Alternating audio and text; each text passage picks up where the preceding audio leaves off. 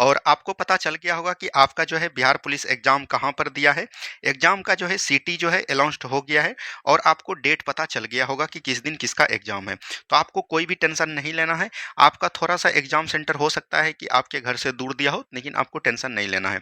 तो आज हम लोग जो इस वीडियो में देखने वाले हैं, यानी कि फिजिक्स का जितना भी प्रीवियस ईयर क्वेश्चन हुआ है, और आपके एग्जाम में जो है फिजिक्स से जो है 7 से 8 प्रश्न पूछे जाते हैं, ठीक है। इसीलिए हमने टोटल क्वेश्चन को उठाया है और इस क्वेश्चन के माध्यम से आपको हम पूरा फिजिक्स को डील कर देंगे। यहाँ पर आप देख रहे होंगे कि भौतिक विज्ञान को हमने उठाया है और जितना भी चैप्टर बनता है सभी चैप्टर का इसमें प्रश्न आपको मिलेगा। उसके बाद जो है मिसलेनियस का भी प्रश्न मिलेगा और आज जो है संपूर्ण फिजिक्स को जो है क्या किया जाएगा, समाप्त किया जाएगा। तो ये भी चीज एकदम आपको ध्यान देनी है, ठीक है। तो चलिए बिना देरी का हम लोग शुरुआत करते हैं आज के पहले नंबर क्वेश्चन से, और क्वेश्चन के माध्यम से ही आपका पूरा फिजिक्स को हम लोग डील करेंगे। इसके बाद जो है जौन जौन आपका बच गया है उसको लाएंगे। और एग्जाम जिसका भी 16 तारीख को एग्जाम है उसको हताश नहीं होना है। 16 तारीख के एग्जाम के पहले से आपको जो है हम लोग 500 क्वेश्चन, 5500 क्वेश्चन पर सब्जेक्ट, ठीक है। 5500 क्वेश्चन, चाहे हिस्ट्री का हो, ज्योग्राफी का हो, पॉलिटी का हो, साइंस का हो, सभी का जो है 500 एकदम इंपॉर्टेंट क्वेश्चन आपको हम करवा देंगे। तो एक भी क्वेश्चन आपका बाहर नहीं जाएगा एग्जाम में, लेकिन ये आपको 16 तारीख के पहले मिल जाएगा, आपको टेंशन नहीं लेनी है, ठीक है। तो चलिए हम लोग बिना देरी का शुरुआत करते हैं आज का फिजिक्स का। और फिजिक्स में जो है पहला क्वेश्चन यहाँ पर जो दिया गया है, किस उपकरण के उपयोग से किसी तरल पदार्थ के विशिष्ट घनत्व को मापा जाता है। और ये कब पूछा है, 2022 में पूछा है। नीचे आपको डेट मेंशन किया हुआ मिलेगा। अगर हम लोग बात करेंगे विशिष्ट घनत्व जो मापता है, विशिष्ट घनत्व किसको मापता है, हाइड्रोमीटर को मापता है। आपको हमने कई बार बताया है विशिष्ट घनत्व किसको मापेंगे, हाइड्रोमीटर को मापेंगे। लेकिन याद रखनी है एक आपको जो एग्जाम में बार बार पूछा जाता है, हाइग्रोमीटर। क्या पूछा जाता है दोस्तों, हाइग्रोमीटर पूछा जाता है। तो हाइग्रोमीटर जो मापता है, याद रखनी है, वायुमंडल की आर्द्रता को मापेगा। क्या मापेगा, वायुमंडल की आर्द्रता को मापेगा। तो ये भी आपको ध्यान देनी है, ठीक है, ये चीज ध्यान देनी है। यहीं पर आपको दिया गया है फोनोमीटर। फोनोमीटर जो मापता है, क्या मापता है, ध्वनि की तीव्रता। क्या बोलेंगे, ध्वनि की तीव्रता जो मापता है वो फेनोमीटर मापता है। ए मीटर तो आपको पता होगा क्या मापता है, विद्युत धारा को मापता है। क्या मापता है दोस्तों, विद्युत धारा को मापता है, ठीक है। ये चीज ध्यान दीजिएगा, यहां से आपको बार बार एग्जाम में क्वेश्चन देखने को मिलेगा। चलिए आगे की बात करेंगे हम लोग नेक्स्ट क्वेश्चन, क्योंकि टोटल समाप्त करना है तो सभी क्वेश्चन को कुछ ना कुछ देखते हुए चलेंगे। आगे की बात कर रहा है, निम्न में से कौन सा ऊर्जा का मात्रक नहीं है। देखिए ऊर्जा का मात्रक यहाँ पर पूछा जा रहा है कि नहीं है। तो ऊर्जा का मात्रक आपका कौन नहीं होगा, तो ये किलो वाट जो है, किलो वाट जो है शक्ति का मात्रक है। किसका मात्रक है, आपको पता होगा, शक्ति का मात्रक है। और शक्ति के मात्रक में अगर हम लोग बोलेंगे, शक्ति के मात्रक में अगर घंटा से गुना हो जाएगा या समय से गुना हो जाएगा, चाहे मीटर हो या कुछ वो हो, तब वो किसका मात्रक हो जाएगा दोस्तों, ऊर्जा का मात्रक हो जाएगा। तो ये भी आपको ध्यान देनी है, यहां से इस तरह के सवाल पूछे जाएंगे।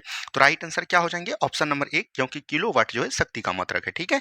वैसे किलो घंटा जो है, किलोवाट घंटा, ये आपका ऊर्जा का हो जाएगा। जूल तो ऊर्जा की है, और न्यूटन पर मीटर तो ये भी जो है आपका जूल का हो जाता है। क्योंकि याद रखनी है, एक न्यूटन बराबर जो, सॉरी, एक जूल बराबर जो आपका होता है, एक जूल बराबर क्या होता है, एक न्यूटन होता है, और गुना आप बोल सकते हैं 1 मीटर। तो इसको हम लोग लिख सकते हैं, एक जूल बराबर 1 न्यूटन इंटू 1 मीटर, ठीक है। तो ये चीज आपको ध्यान दीजिएगा। चलिए आगे देख लीजिए, यहाँ पर देखिए पूछ ही दिया, एक जूल बराबर होता है। तो एक जूल किसके बराबर होता है, एक न्यूटन मीटर के बराबर होता है। तो यहाँ पर से ऑप्शन नंबर ए आपका बिल्कुल राइट आंसर हो जाएगा, किसी को कोई प्रॉब्लम नहीं, ये चीज ध्यान दीजिएगा। और अगर हम लोग बात करेंगे कि एक कैलोरी का मान, अगर एक कैलोरी का मान कभी कभी आपको पूछ दिया कि एक कैलोरी का मान जो है कितने जूल के बराबर होता है, तो एक कैलोरी का मान जो जूल के बराबर होता है वो होता है 4.18 जूल। क्या बोलेंगे, 4.18 जूल जो है होता है, ठीक है। ये चीज ध्यान दीजिएगा। और यहीं पर अगर एक जूल बराबर आपको पूछ दिया, एग्जाम में इस तरह के क्वेश्चन भी बने हैं, अगर एक जूल बराबर पूछ दिया तो ये हो जाएगा 1.4 हो जाएगा, ठीक है। और इसको जो हम लोग बोलेंगे जब भाग दीजिएगा तो 0.24 ये आपका कैलोरी हो जाएगा। तो ये दोनों को एकदम चेंज वाला एकदम याद रखनी है, यहां से आपको सवाल देखने को मिलेगा, ठीक है। चलिए आगे की बात करेंगे, प्रकाश वर्ष इकाई है तो ये दूरी का इकाई हो जाएगा। प्रकाश वर्ष दोस्तों किसका इकाई है, दूरी का। तो देख रहे हैं, उत्पाद अवर निरीक्षक यानी दरोगा में भी 2002 में पूछा है, बिहार फॉरेस्ट गार्ड में 2020 में पूछा है, बिहार पुलिस कांस्टेबल 2021 में पूछ रहा है। तो देख रहे हैं कितना एकदम क्वेश्चन जो है डीपली में पूछा जा रहा है। अगर हम लोग बात करेंगे प्रकाश वर्ष, इसको हम लोग बोलते हैं लाइट ईयर्स, ठीक है। तो प्रकाश वर्ष अगर हम लोग बात करेंगे, प्रकाश वर्ष बराबर क्या होता है, तो 9.46 गुना 10 पर पावर 15 मीटर होता है, ठीक है। या इसी को लिख सकते हैं 9.46 गुना 10 पर पावर 12 किलोमीटर। ये दोनों बात को ध्यान दीजिएगा, यहां से इस तरह के प्रश्न आपको पूछे जाएंगे, ठीक है। चलिए नेक्स्ट क्वेश्चन है पार्सेक निम्न में से किसका मात्रक है? तो याद रखनी है पार्सेक भी जो है आपका दूरी का मात्रक होगा, ठीक है। पार्सेक भी जो है आपका दूरी का मात्रक होगा और याद रखनी है एक पार्सेक बराबर जो आपका हो जाएगा, एक पार्सेक बराबर आपका होता है 3.08 गुना 10 पर पावर 16 मीटर, ठीक है।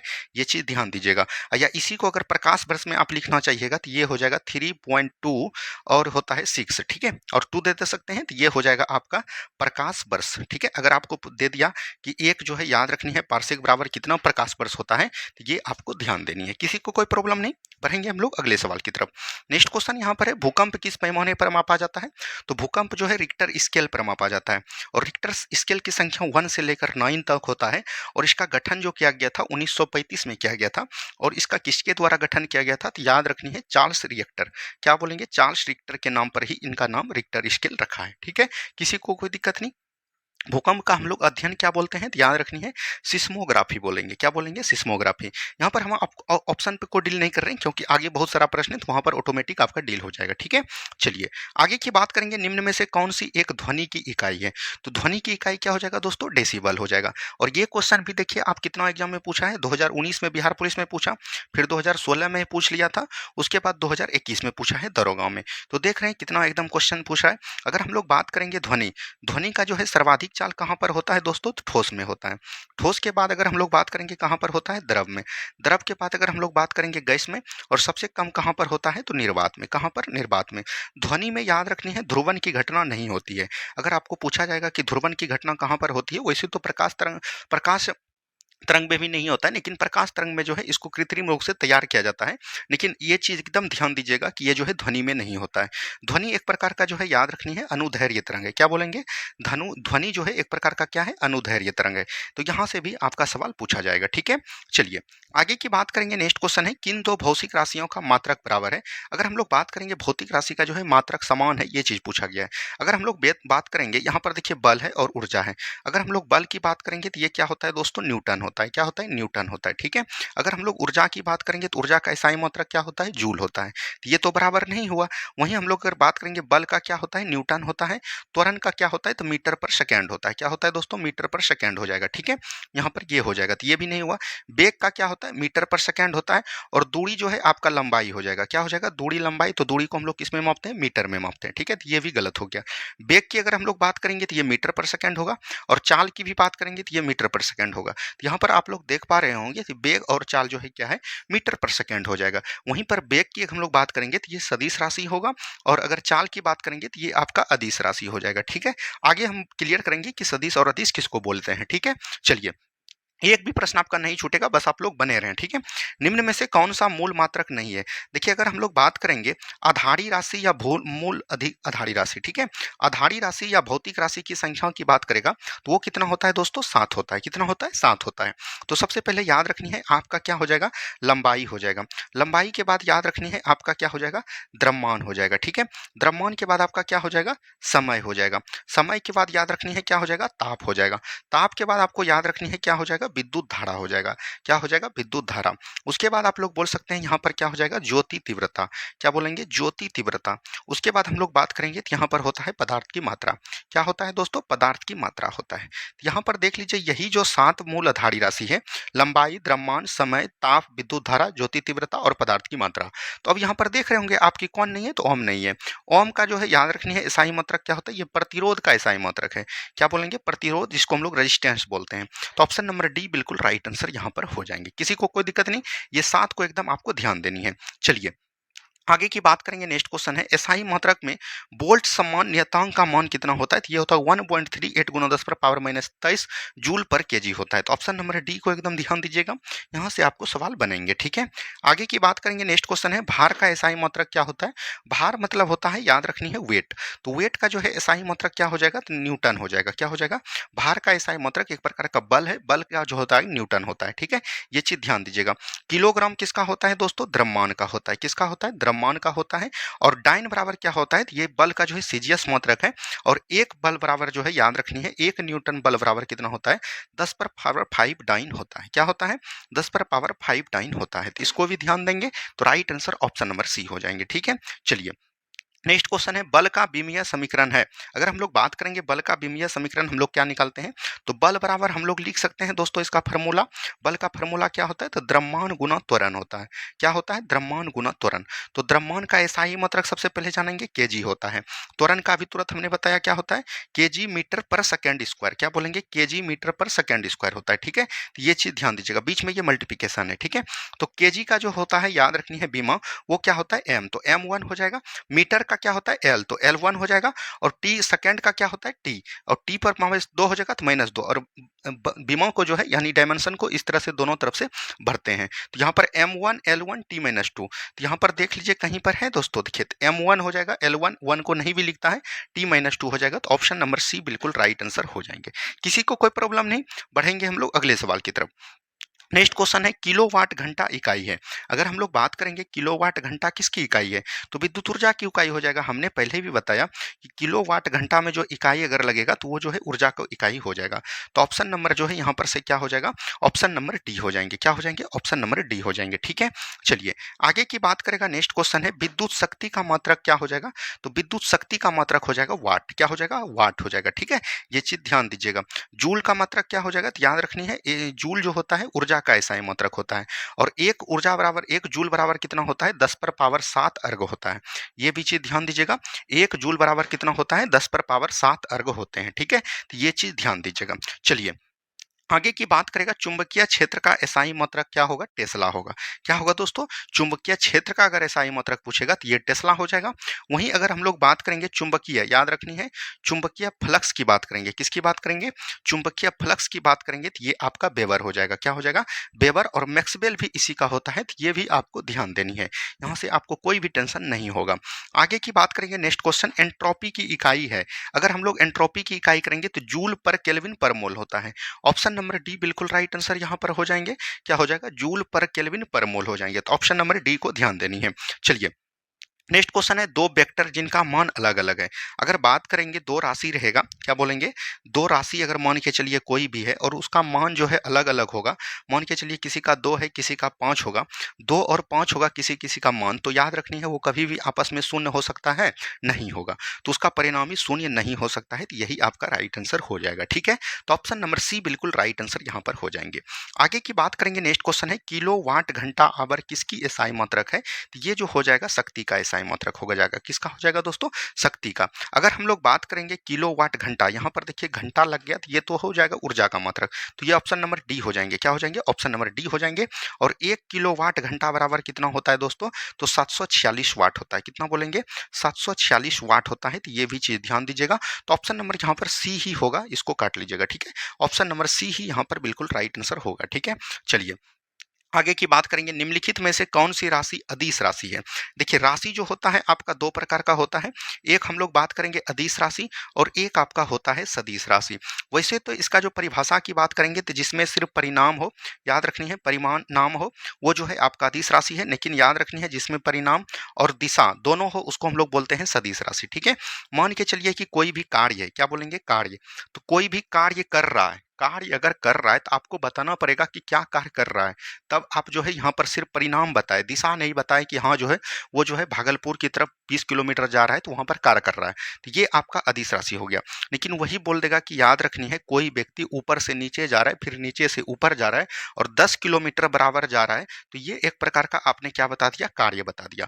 तो ये जो है हो जाएगा आपका अदिश राशि। ठीक है, तो ये कार्य आपका जो हो जाएगा क्या हो जाएगा, सदिश राशि। और याद रखनी है जिसमें भी वो लगा रहे वो अधिकतम 90% चांस है कि आपको क्या होगा, सदिश राशि होगा। क्या बोलेंगे, सदिश राशि होगा। ठीक है, अब देखिए यहाँ पर वो लगा है, वो लगा है, वो लगा है, तो ये तीनों सदिश राशि हो गया। और कार्य क्या हो गया, अदिश राशि। वैसे अदिश राशि का आप लोग लिख सकते हैं एग्जाम्पल यहाँ पर, कार्य हो गया, ठीक है, उसके बाद समय हो गया, उसके बाद बात करेंगे चाल हो गया, ठीक है, उसके बाद लंबाई हो गया। ये याद रखनी है, ये सभी क्या हो जाएंगे, आपका अदिश राशि हो जाएंगे। वहीं सदिश राशि की बात करेंगे तो याद रखनी है, और यहाँ पर एक द्रव्यमान, याद रखनी है द्रव्यमान। ठीक है, द्रव्यमान में वो है और वह एक प्रकार का यही जो है एक अपवाद है जो कि आपका अदिश राशि है। वहीं अगर हम लोग बात करेंगे तो ये वेग हो जाएगा, ठीक है, विस्थापन हो जाएगा, क्या हो जाएगा, विस्थापन हो जाएगा, बल हो जाएगा, त्वरण हो जाएगा, आवेग हो जाएगा, ये सभी जो है ईटीसी क्या हो जाएंगे, तो याद रखनी है सदिश राशि हो जाएंगे। किसी को कोई दिक्कत नहीं। चलिए नेक्स्ट क्वेश्चन यहाँ पर है, बार किसका एसआई मात्रक है? तो बार जो है वायुमंडलीय दाब का एसआई मात्रक है। ऑप्शन नंबर सी यहाँ पर बिल्कुल राइट आंसर हो जाएंगे। ठीक है, आगे की बात करेगा। नेक्स्ट क्वेश्चन है, सूर्य के प्रकाश को पृथ्वी पर पहुंचने में कितना समय लगता है? अगर हम लोग बात करेंगे सूर्य का जो प्रकाश होता है वो पृथ्वी तक पहुंचने में कितना समय लगाता है, तो याद रखनी है लगभग जो है 8 मिनट का लगाता है, लेकिन वो 8 पॉइंट याद रखनी है 16 लगाता है, 16.6। तो यहाँ पर ऑप्शन नंबर ए के साथ आप लोग जा सकते हैं। ऑप्शन नंबर ए बिल्कुल राइट आंसर आपका हो जाएगा। ठीक है, चलिए, एम्पियर घंटा निम्नलिखित में से किसका एसआई मात्रक होता है? ठीक है, तो यहाँ पर एम्पियर घंटा की बात कर रहा है, तो याद रखनी है ये जो हो जाएगा एम्पियर तो विद्युत धारा का हो जाएगा और इसमें घंटा लग जाएगा, तो ये किसका हो जाएगा? ऊर्जा का एसआई मात्रक हो जाएगा। तो ऑप्शन नंबर बी बिल्कुल राइट आंसर यहाँ पर हो जाएंगे। ठीक है, चलिए आगे की बात करेंगे। नेक्स्ट क्वेश्चन यहाँ पर दिया गया, नेक्स्ट क्वेश्चन को ध्यान से देख, यहाँ पर दिया है 1 पिकोग्राम बराबर होता है। अगर हम लोग बात करेंगे 1 पिकोग्राम किसके बराबर होगा? 10⁻⁻12 का क्या हो जाएगा? पिकोग्राम। यहीं पर 10⁻⁻6 की बात करेंगे तो ये आपका हो जाएगा माइक्रोमीटर। क्या बोलेंगे? माइक्रोमीटर इसको बोला जाता है। ठीक है, वहीं 10⁻9 को बोलेंगे क्या? नैनोमीटर। क्या बोलेंगे? नैनोमीटर के नाम से जानते हैं। वहीं 10⁻15 को हम लोग बोलते हैं, याद रखनी है, फेमटोमीटर। क्या बोलेंगे? फेमटोमीटर बोलते हैं। वहीं अगर 10⁻⁻1 को याद रखनी है, 10⁻⁻2 को याद रखनी है, उसके बाद 10⁻⁻3 को याद रखनी है, 10⁻⁻4 को याद रखिएगा। ठीक है, 4 नहीं होता है, याद रखनी 10 के पावर 3 के बाद 6 ही होता है, तो आप 6 तो यहाँ पर हो गया, याद रखनी है 18 को याद रखिएगा। किसको याद रखिएगा? 18 को। तो 10⁻⁻1 को जो हम लोग बोलते हैं, याद रखनी है, इसको बोलते हैं डेसीमीटर। क्या बोलेंगे? डेसीमीटर। ठीक है, 10⁻2 को बोलते हैं सेंटीमीटर। क्या बोलेंगे? सेंटीमीटर बोलते हैं। ठीक है, और 10⁻3 को जो बोलते हैं, याद रखनी है, मिलीमीटर बोलते हैं। ठीक है, और 10⁻18 को बोलते हैं एट्टोमीटर। क्या बोलते हैं? एट्टोमीटर। तो ये सभी एकदम ध्यान दीजिएगा माइनस वाला को। वहीं अगर 10⁻1 को बोलेगा तो याद रखनी है डेक्सा हो जाएगा, हेक्टो हो जाएगा, किलो हो जाएगा, मेगा आपका हो जाएगा, उसके बाद गीगा हो जाएगा, फिर टेरा, पेटा, इस तरह से आपको होता है। ये माइनस वाला एकदम याद रखनी है, तो यहाँ से right answer option number C हो जाएंगे। किसी को कोई प्रॉब्लम नहीं। आगे की बात करेंगे हम लोग। नेक्स्ट क्वेश्चन, एम्पियर किसकी इकाई है? एम्पियर जो है विद्युत धारा की इकाई है, तो ऑप्शन नंबर बी हो जाएंगे। ये क्वेश्चन कई बार पूछ लिया है, तो इसको एकदम ध्यान देनी है। आगे की बात करेगा, निम्न में से कौन सा सदिश मात्रा है? तो सदिश को हमने क्या बताया? बॉ रहेगा। तो बॉ पर देख लीजिए कहाँ पर है? प्रतिबल। तो ऑप्शन नंबर ए हो जाएंगे। ठीक है, दबाव जो है याद रखनी है, एक प्रकार का बोल सकते हैं अदिश राशि है। क्या है? अदिश राशि है दबाव, तो ये चीज भी ध्यान देनी है। आगे की बात करेगा। नेक्स्ट क्वेश्चन, वोल्ट मीटर मापी यंत्र उपयोग डैश मापने के लिए किया जाता है? तो वोल्ट मापी को हम लोग किस में मापते हैं? विभवांतर को मापते हैं। तो ऑप्शन नंबर सी यहाँ पर राइट आंसर हो जाएंगे। ठीक है, चलिए नेक्स्ट क्वेश्चन है, जड़त्व के नियम को हम यह भी कह सकते हैं। तो जड़त्व को नियम को हम लोग गति का पहला नियम भी बोलते हैं, क्योंकि याद रखनी है गति का पहला नियम में किसकी बात किया गया है? बल की बात किया गया है। और इसमें किसकी बात किया गया है? तो याद रखनी है कोई भी वस्तु अगर वो जिस अवस्था में है, चाहे मान के चलिए कि वो विरामावस्था में है और चाहे वो याद रखनी है गति वाला अवस्था में है, तो जिस अवस्था में है वो उसी अवस्था में रहना प्रदान करेगी जब तक कि उस पर को जो है बाहरी बल का प्रयोग न किया जाए। ये बोलता है गति का फर्स्ट लॉ, और इसी को हम लोग जड़त्व के नियम से भी जानते हैं। तो ऑप्शन नंबर बी बिल्कुल राइट आंसर हो जाएगा। ठीक है, नेक्स्ट क्वेश्चन है, रैखिक संवेग के बदलने की दर को कहते हैं? तो रैखिक संवेग की बदलने की दर को हम लोग क्या बोलते हैं? बल कहते हैं। क्या बोलेंगे? बल कहेंगे। तो ऑप्शन नंबर सी बिल्कुल राइट आंसर हो जाएगा। ठीक है, चलिए नेक्स्ट क्वेश्चन है, क्रिया बल एवं प्रतिक्रिया बल हमेशा लगते हैं। अब देखिए यहाँ पर न्यूटन की अगर हम लोग बात करेंगे, न्यूटन का जो है याद रखनी है, न्यूटन का जो है थर्ड लॉ की अगर बात करेंगे, तो न्यूटन का अगर थर्ड लॉ हम लोग बात करेंगे तो थर्ड लॉ में क्या बोलता है? क्रिया के विपरीत प्रतिक्रिया। क्या बोलेंगे? क्रिया के विपरीत जो है प्रतिक्रिया। क्रिया के विपरीत प्रतिक्रिया। अगर हम लोग बात करेंगे इधर से जो है 20 न्यूटन का बल लग रहा है, तो इधर से भी आपको 20 न्यूटन का ही बल लगेगा। ठीक है, लेकिन याद रखनी है इसका जो दिशा क्या होगा? विपरीत होगा। हमेशा दिशा क्या होगा? विपरीत होगा। और याद रखनी है दोनों तरफ जो है अलग अलग वस्तु पर जो है याद रखनी है ये जो है बल लगेगा। क्या बोलेंगे? अलग अलग वस्तु पर जो है ये बल लगेगा। ठीक है, मान के चलिए यहाँ पर जो है क्या है? पानी है। ठीक है, यहाँ पर पानी है, कोई व्यक्ति जो है इस पे तैर रहा है, तो उस पर जो है किसका प्रभाव पड़ रहा है? तो याद रखनी है वो न्यूटन का थर्ड लॉ।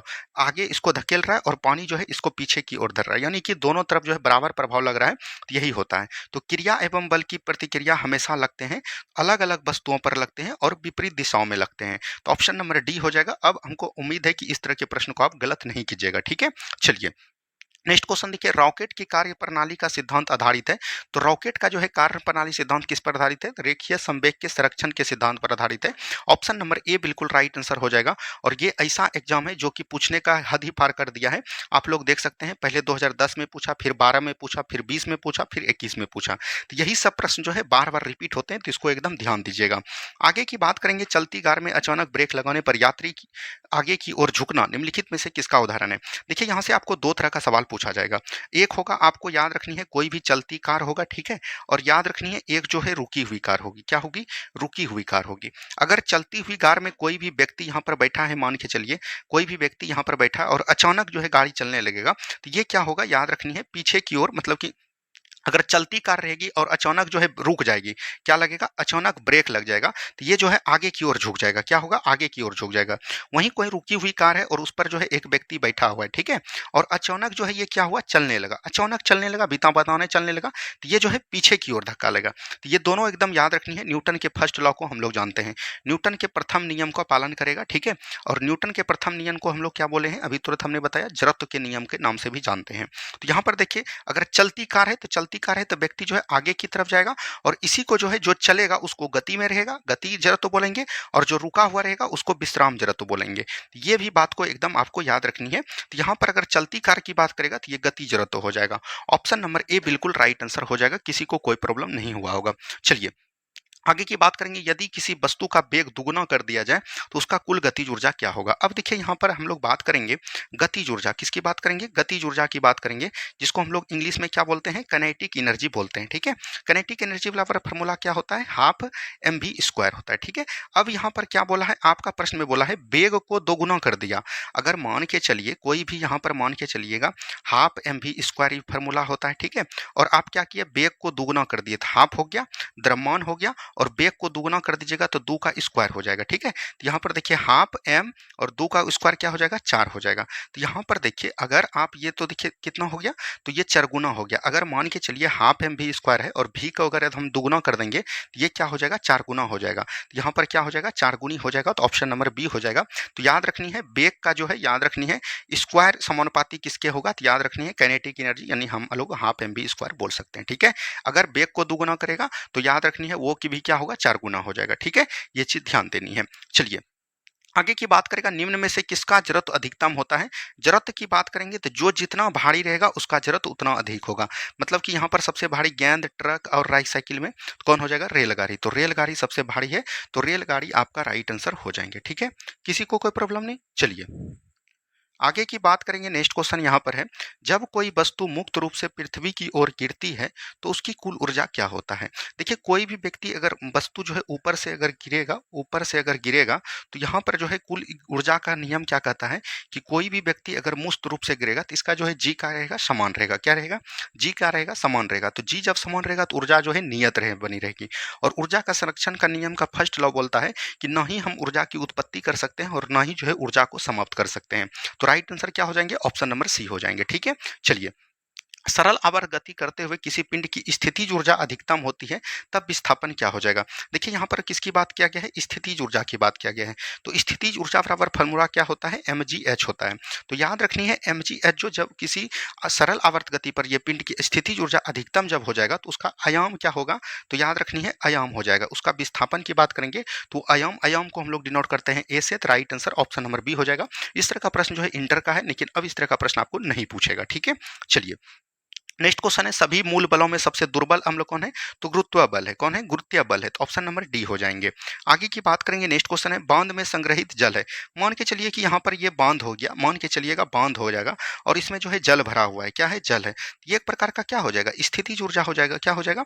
स्थितिज ऊर्जा हो जाएगा। ये आप जो है आप लोग दैनिक कार्य में भी लगते होंगे कि जो भी है गतिज में है तो वो गतिज ऊर्जा होगा, जो रुका हुआ है वो स्थितिज ऊर्जा होगा।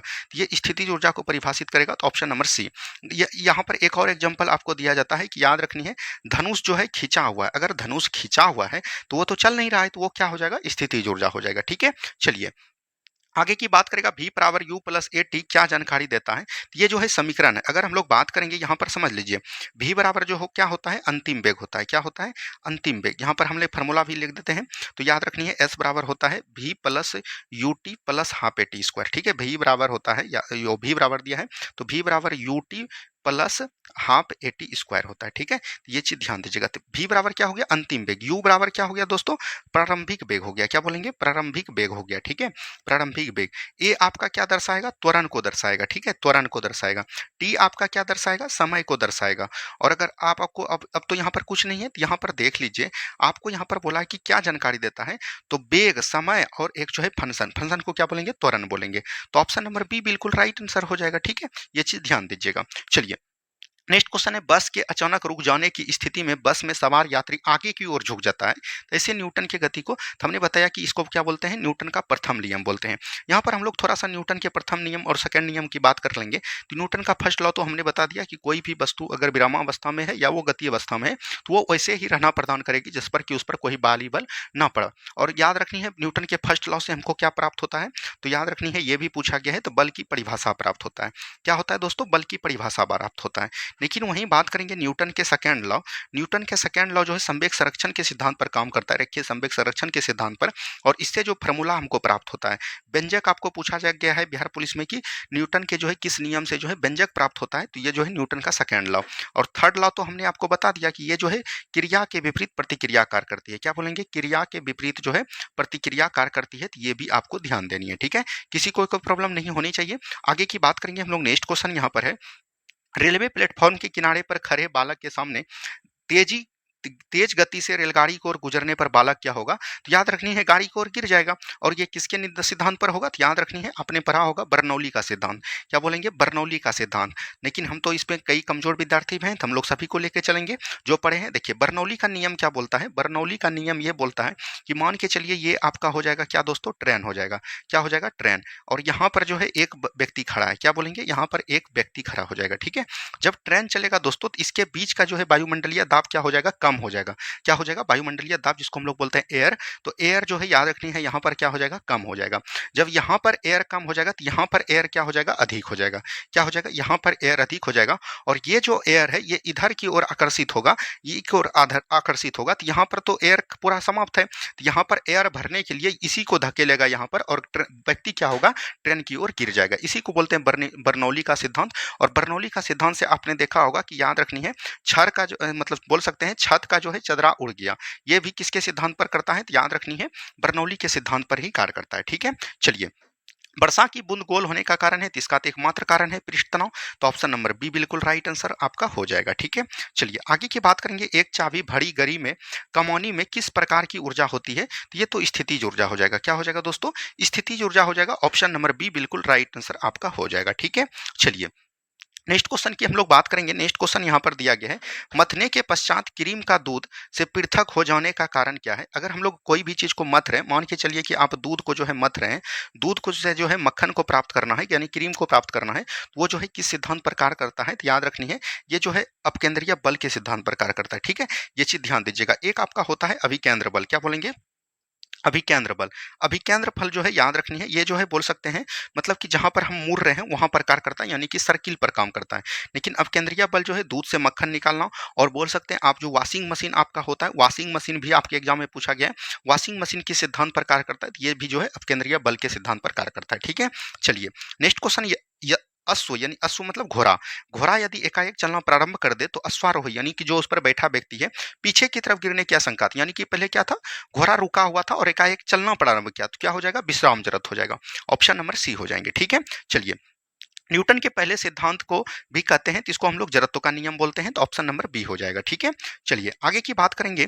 यदि लोलक की लंबाई दुगनी कर दिया जाए तो उसके आवर्तकाल, तो देखिए आवर्तकाल बराबर क्या होता है, तो बोल सकते हैं 2 pi root under L by g होता है। तो ये किस पर निर्भर करेगा, लंबाई पर निर्भर करेगा, गुरुत्व पर निर्भर करेगा।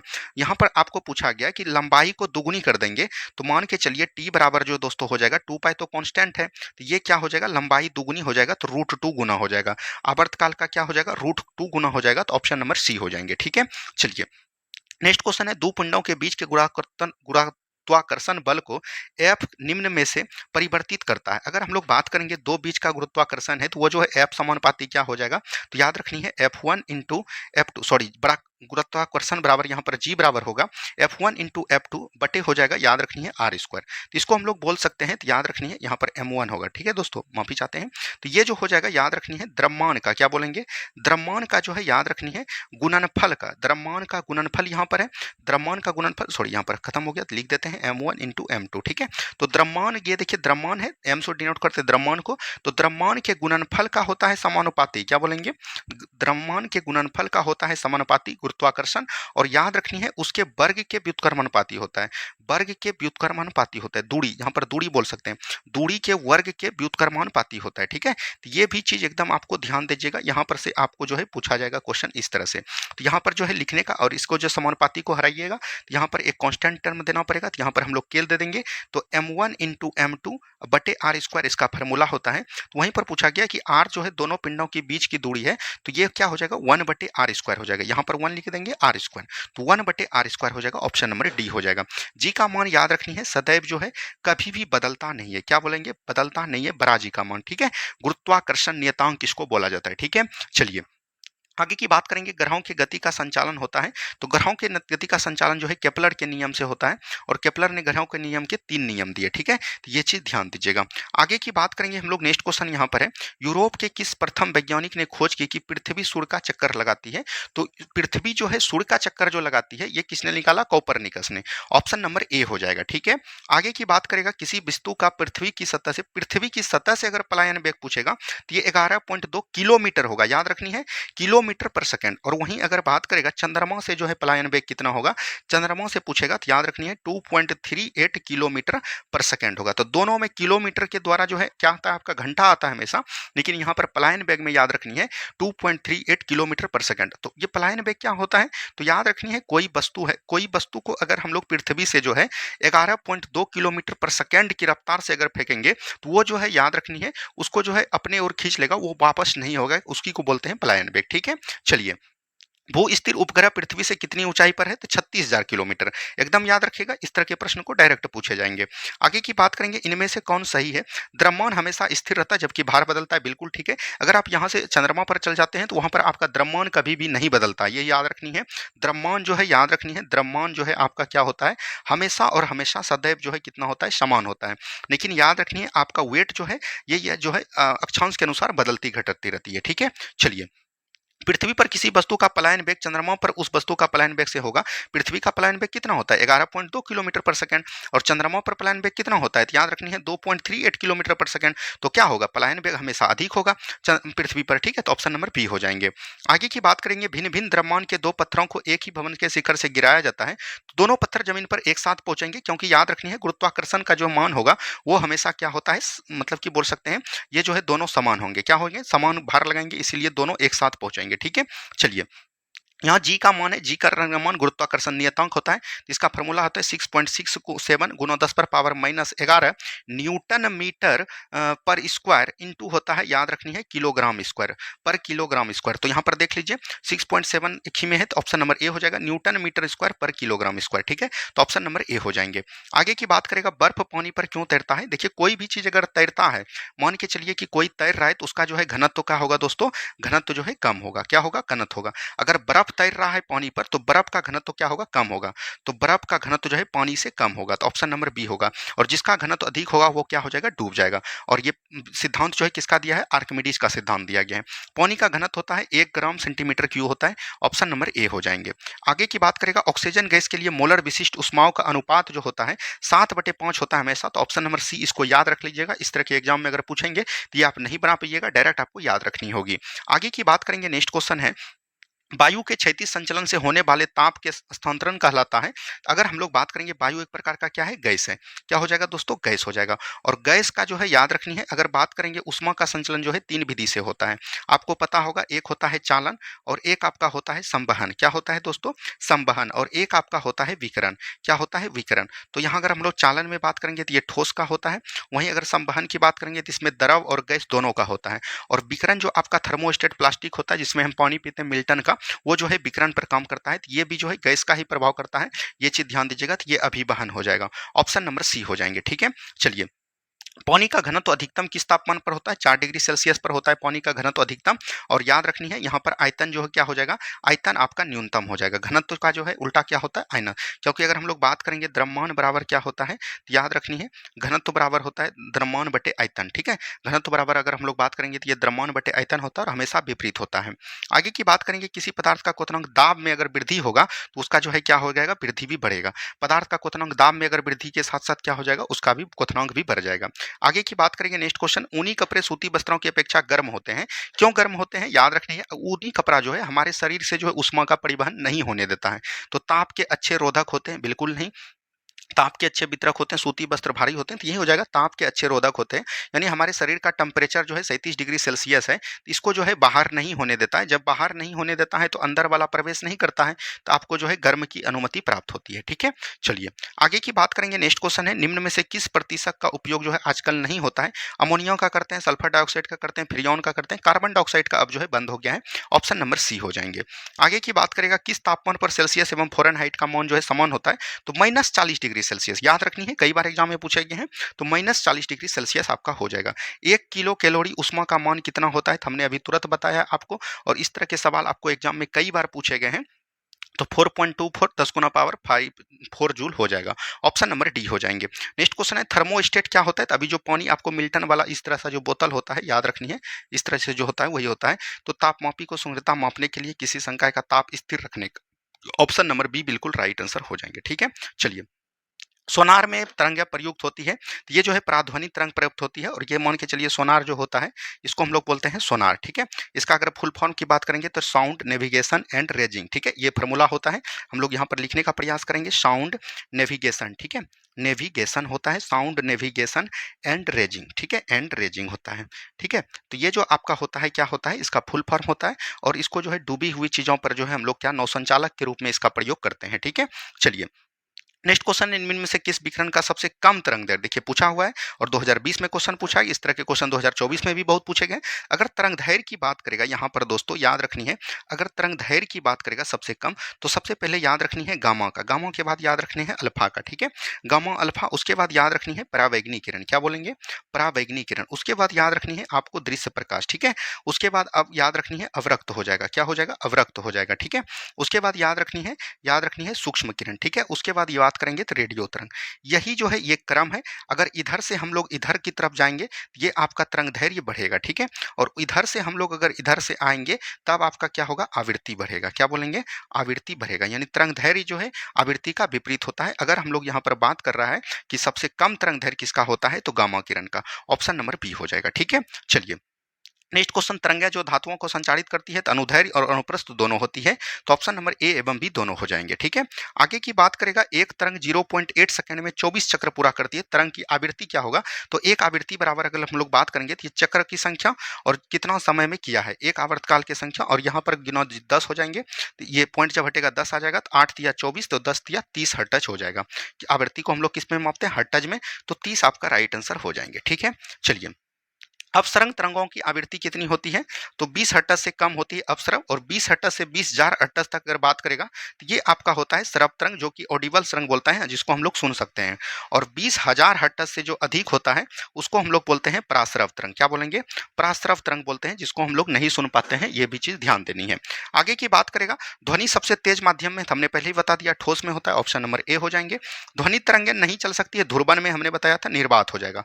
ऑप्शन नंबर सी बिल्कुल राइट आंसर हो जाएगा। नेक्स्ट क्वेश्चन है, निम्नलिखित में से कौन सी घटना ध्वनि तरंगों द्वारा नहीं होता है? तो देखिए ध्रुवन दिया है, तो ऑप्शन नंबर सी। वैसे ये प्रकाश तरंग में भी नहीं होता है, लेकिन वहां पर प्राप्त इसको किया जा सकता है। आगे की बात करेंगे, प्रतिध्वनि सुनाई देती है, तो प्रतिध्वनि सुनाई देती है प्रकाश के तरंग के परावर्तन के कारण। ध्वनि तरंगों के बार बार परावर्तन के कारण जो है प्रतिध्वनि हमको सुनाई देता है, मतलब इको साउंड जिसको बोलते हैं, अलो हलो हलो हलो करता है। ठीक है, चलिए आगे की बात करेंगे। नेक्स्ट क्वेश्चन, सोनार संप्रेक्षितकरण है, साउंड नेविगेशन एंड रेजिंग का, तो ऑप्शन नंबर डी हो जाएंगे। आगे की बात करेगा, मानव के लिए श्रव्य आवृत्ति हमने बताया 20 हर्ट्ज से 20,000 हर्ट्ज, तो ऑप्शन नंबर डी हो जाएंगे। ठीक है, चलिए नेक्स्ट क्वेश्चन है, कौन सा वर्ण जो है कोढ़े से न्यूनतम प्रकिरणित होता है? न्यूनतम अगर प्रकिरणम यानी कि सबसे कम प्रकिरण की बात करेगा तो वो लाल हो जाएगा। ऑप्शन नंबर बी हो जाएंगे। ठीक है, चलिए एक डैश द्वारा बना प्रतिबिंब हमेशा आभासी, सीधा, अत्यधिक छोटा होता है। तो वो जो है किसमें होता है? उत्तल दर्पण में होता है। और बड़ा किसमें होता है? तो अवतल दर्पण में। किसी भी वस्तु को अगर बड़ा करके देखना है तो उसमें जो है हम लोग अवतल दर्पण का प्रयोग करेंगे। आगे की बात करेगा, नेत्र का कौन सा भाग जो है उसके अंदर प्रवेश होने वाले प्रकाश को नियंत्रित करता है? तो ये परितारिका को। आंख दान में हम लोग किसका भाग करते हैं? तो याद रखनी है, प्रयोग करते हैं तो कॉर्निया का भाग करते हैं। ठीक है, ये चीज ध्यान देनी है। आगे क्या बात करेंगे, तारे का रंग इंगित करता है ताप को। अगर तारा का रंग जो है लाल है तो कम टेम्परेचर है, उसके बाद नीला है तो कम, उसके अधिक है, और सफेद है तो सबसे अधिक है। ठीक है, चलिए। प्रकाश का सबसे अच्छा प्रवर्तक होता है सिल्वर। सिल्वर का परमाणु संख्या कितना होता है? 47 होता है। ठीक है, आगे की बात करेंगे, नेक्स्ट क्वेश्चन, आसमान का रंग जो है नीला किसके कारण होता है? तो प्रकीर्णन के कारण। अगर रंग का जहां भी बात करेगा तो वो प्रकीर्णन हो जाएगा, ये चीज ध्यान दीजिएगा। आगे की बात करेंगे, पानी में से बनने वाले बुलबुले जो चमक होती है, चमक का मतलब वही होता है प्रकाश का पूर्ण आंतरिक परावर्तन। जैसे हीरे का चमकना, मृग मारिच का, ये सभी जो है प्रकाश के पूर्ण आंतरिक परावर्तन का उदाहरण है। ठीक है, आगे की बात करेंगे, नेक्स्ट क्वेश्चन है, श्वेत प्रकाश की एक किरण कांच के प्रिज्म से आपतित होकर एक प्रकाश कांच के प्रिज्म से गुजरने वाले अधिकतम विचलित। देखिए आपने पढ़ा होगा, मान के चलिए कि श्वेत प्रकाश जो है 7 रंगों में विभक्त होती है। तो 7 रंगों में जो विभक्त होती है उसका ट्रिक क्या है? तो याद रखनी है VIBGOUR। ठीक है, याद रखनी है VIBGOR। ठीक है, विबजियोर इसको बोलते हैं। तो यहाँ पर से हो जाएगा बैगनी, बैगनी, और ऊपर जो आपका हो जाएगा लाल हो जाएगा। ठीक है, रेड मतलब लाल हो जाएगा।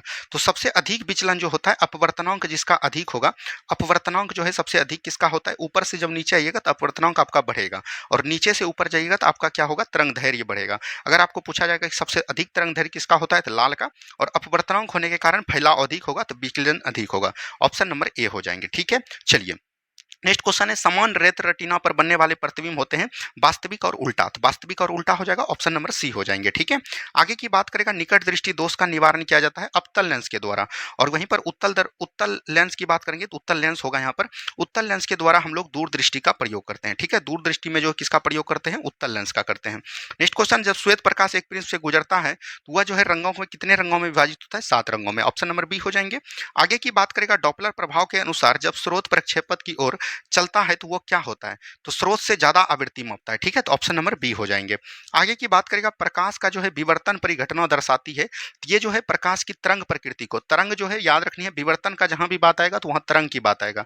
ठीक है, तो ऑप्शन नंबर, और तरंग का सिद्धांत किसने दिया है? तो याद रखनी है हाइगेन्स के द्वारा। ठीक है, ये भी चीज को ध्यान दीजिएगा। चलिए, आगे की बात करेगा, दृश्य प्रकाश की आवृत्ति कितनी होती है? तो 400 नैनोमीटर से 700 नैनोमीटर के बीच होता है।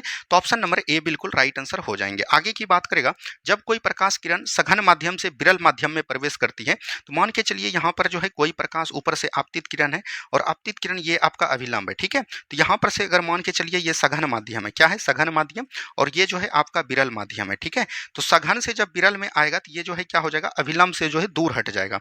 लेकिन वही अगर हम लोग बात करेंगे, दूसरा है एक विरल माध्यम अगर ऊपर होगा और नीचे अगर सघन माध्यम होगा, यहाँ से अगर कोई किरण गुजरेगा तो वो जो है याद रखनी है, ये ऐसे जाना चाहिए, लेकिन वो जो है थोड़ा सा मुड़ जाती है, अभिलंब की ओर क्या होती है? मुड़ जाती है। तो यहाँ पर पूछा है सघन से विरल, तो ये क्या हो जाएगा? अभिलंब से जो है दूर हट जाएगा, तो अभिलंब से दूर मुड़ जाएगा। ऑप्शन नंबर ए हो जाएगा। ठीक है, चलिए। दो समांतर दर्पणों के बीच कितने प्रतिबिंब अधिक, बहुत अधिक बनता है? तो उसको हम लोग अनंत का नाम दिए हैं, इन्फिनेटिव। हाल ही में अगर बात करेगा तो जितना हो जाता है उसको नाप ही नहीं पाया है, इसलिए उसको इन्फिनेटिव का दे दिया है। जिसमें वस्तु की अपेक्षा प्रतिबिंब बड़ा दिखाई देता है वो हो जाएगा अवतल दर्पण। कौन हो जाएगा दोस्तों? अवतल दर्पण। ऑप्शन नंबर बी हो जाएंगे। ठीक है, चलिए आगे की बात करेगा, किसी व्यक्ति द्वारा अपना पूर्ण प्रतिबिंब देखने हेतु समतल दर्पण की न्यूनतम लंबाई की याद रखनी है, व्यक्ति की ऊंचाई से, व्यक्ति की लंबाई से आधी होनी चाहिए। तो व्यक्ति की लंबाई से आधी होनी चाहिए, ऑप्शन नंबर सी हो जाएगा। ठीक है, चलिए। नेक्स्ट क्वेश्चन है, 60 डिग्री के कोण पर अनंत को दो समतल दर्पण के बीच जब प्रस्तुत किया जाता है, वस्तु को रखा है, तब बनने वाली प्रतिबिंब। तो इसको कुछ नहीं करना है, 360 में जो है 60 से भाग दे देना है, 6 36। अगर आपका सम संख्या आता है, सम संख्या में एक घटा कर लिखना है विषम संख्या, और आंसर जो होगा हमेशा क्या होगा? आपका विषम संख्या होगा। तो right answer option number C हो जाएगा। ठीक है, चलिए। मोटर गाड़ियों के हेडलाइट में आमतौर पर कौन सा दर्पण का इस्तेमाल किया जाता है? तो उत्तल दर्पण का प्रयोग। सॉरी, हेडलाइट की बात किया है, तो हेडलाइट में जो है अवतल दर्पण, और साइड मिरर की बात करेगा, साइड मिरर में हम लोग करते हैं उत्तल दर्पण का प्रयोग। ठीक है, चलिए। निम्न में से कौन सी युक्ति विद्युत ऊर्जा को यांत्रिक ऊर्जा में विद्युत ऊर्जा जो है यांत्रिक ऊर्जा में करेगा तो ये मोटर हो जाएगा। और ये विद्युत ऊर्जा को जो है याद रखनी है, उष्मीय ऊर्जा में जो है आयरन परिवर्तित करते हैं, ठीक है। विद्युत ऊर्जा को जो है ये याद रखनी है तापीय ऊर्जा में परिवर्तित करते हैं। और ये जो है विद्युत ऊर्जा को जो है याद रखनी है प्रकाश ऊर्जा में परिवर्तित करते हैं, बल्ब, ठीक है। ये सभी को भी ध्यान दीजिएगा। नेक्स्ट क्वेश्चन है एक विद्युत जनित्र, अगर बात करेगा जनित्र जिसको हम लोग बोलते हैं डायनमो, तो डायनमो क्या कार्य होता है याद रखनी है, ये जो है मतलब यांत्रिक ऊर्जा को विद्युत ऊर्जा में परिवर्तित करते हैं, तो यांत्रिक ऊर्जा को विद्युत ऊर्जा में परिवर्तित करते हैं, तो ऑप्शन नंबर डी हो जाएंगे। आगे की बात करेगा निम्नलिखित में से कौन प्रकार के बल्ब में ऊर्जा की सबसे कम होगी, तो कल भी हमने बताया था एलईडी हो जाएगा, लाइटिंग इमेटिंग डायोड इसका फुल फॉर्म होता है, ठीक है। चलिए, फ्यूज तार की सबसे उपयुक्त विशेषता यह है कि इसका प्रतिरोध उच्च होना चाहिए और गलनांक जो है निम्न होना चाहिए, तो ए एवं डी दोनों हो जाएंगे, ऑप्शन नंबर सी हो जाएंगे। भारत में प्रत्यावर्ती धारा एसी का मान जो होता है 50 हर्ट्ज होता है और अधिकतम कितना हो जाता है 100 हर्ट्ज तक इसको लेके चल सकते हैं, ठीक है। चलिए नेक्स्ट क्वेश्चन की बात करेगा निम्नलिखित में से कौन विद्युत का सबसे अच्छा चालक है, तो ये आपका हो जाएगा चांदी। कौन हो जाएगा दोस्तों, चांदी हो जाएगा, ठीक है।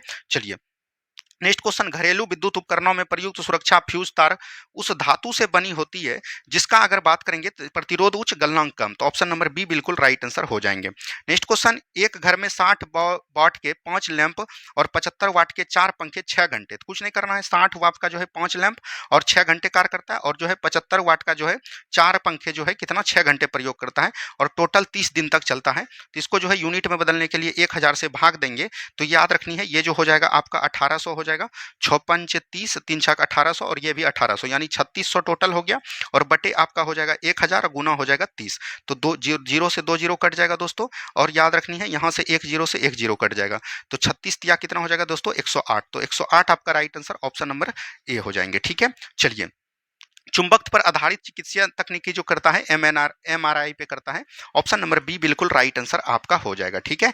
चलिए, चुंबकीय पदार्थ की चुंबकीय प्रकृति कैसी होनी चाहिए, हमेशा ऋणात्मक होती है। अगर चुंबकीय यहाँ पर है, उस पर अगर कोई वस्तु को यहाँ पे खींच रहा है तो वो जो हमेशा क्या दिखाएगा, विपरीत में दिखाएगा, इसीलिए विपरीत में जो है ऋणात्मक चीजें को लेते हैं। नेक्स्ट क्वेश्चन की बात करेंगे, निम्नलिखित में से ट्रांजिस्टर का कौन सा भाग अल्पतम अमिश्रित होता है, अगर हम लोग बात करेंगे तो ये आधार वाला भाग जो होता है वो जो है मतलब कि विदाउट मिला हुआ रहता है, इसीलिए हम लोग इसको अमिश्रित बोलते हैं, ठीक है। आगे की बात करेगा, इलेक्ट्रॉनिकी में आईसी का पूर्ण रूप क्या होता है, तो आईसी का होता है इंटीग्रेटेड सर्किट, जिसको बोलते हैं एकीकृत परिपथ, ऑप्शन नंबर ए बिल्कुल राइट आंसर आपका हो जाएगा, ठीक है। नेक्स्ट क्वेश्चन है, संक्षिप्त रूप से पीएसएलवी का अर्थ क्या होता है, तो पीएसएलवी का फुल फॉर्म होता है polar satellite launch vehicle, option number D बिल्कुल राइट आंसर हो जाएगा, ठीक है। नेक्स्ट क्वेश्चन है, गैलीलियो ने किस यंत्र की खोज किया था, तो इसने जो है टेलीस्कोप की खोज किया था, ऑप्शन नंबर ए हो जाएंगे। आगे की बात करेंगे, द्रव्यमान ऊर्जा समतुल्य का संबंध जो है E बराबर mc स्क्वायर का प्रतिपादन किसने दिया है, तो ये दिया है आइंस्टीन ने। और E बराबर क्या होता है, यहाँ पर E बराबर होता है आपका ऊर्जा, यहीं पर m बराबर जो है आपका हो जाएगा द्रव्यमान, ठीक है। और अगर बात करेंगे C बराबर क्या होता है, तो ये होता है प्रकाश का वेग, क्या होता है, प्रकाश का वेग होता है, तो इसको एकदम ध्यान दीजिएगा, एक बार आपके एग्जाम में C बराबर पूछ चुका है, ठीक है। चलिए, प्रकाश संश्लेषण की दर अधिकतम होती है, तो लाल रंग के प्रकाश में अधिकतम होगा, और याद रखनी है हरा रंग के प्रकाश में जो है सबसे कम होगा, तो आपको एकदम कोई भी टेंशन नहीं लेना है। तो हमने टोटल क्वेश्चन आपको फिजिक्स का जितना भी पूछा था आज तक हमने आपको करवा दिया। ये वीडियो आपको कैसा लगा ये भी आपको कमेंट करनी है। धन्यवाद, मिलते हैं हम लोग सुबह के वीडियो में। जय हिंद, जय भारत।